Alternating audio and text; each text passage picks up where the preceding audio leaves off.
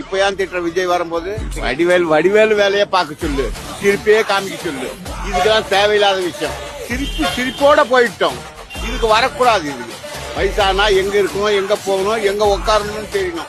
சரத்குமார் பாத்தீங்கன்னா கட்சி ஆரம்பிச்சு இது வரைக்கும் ஒரு எம்எல்ஏ கூட அவர் கட்சியில இருந்து வர முடியல. இப்ப போய் விஜய் ஆரம்பிச்சதுக்கு அப்புறம் விஜய் போய் கேவலப்படுத்தி திட்டுறாரு. இதை எப்படி பாக்குறீங்க?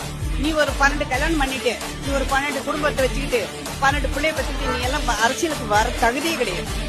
ஒழுக்கமா நீ முதல்ல வா. ஒரு தலைவன் நீ ஒரு வெளிச்சத்துக்கு நீ வரும்போது நீ வெளிச்சமா ஒழுக்கத்தோட வா.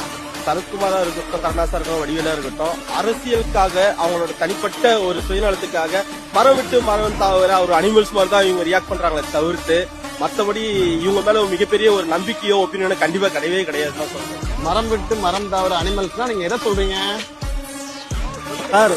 வேலை இல்லாதவங்க தான் சார் அடுத்தவங்களை பத்தி பேசி கிண்டல் பண்ணிட்டு இருப்பாங்க. வேலை இருக்கிறவங்க இந்த மாதிரி எல்லாம் பேச மாட்டாங்க. அவங்க வேலையை பார்த்துட்டு அவங்க பாட்டு அமைதியா போய்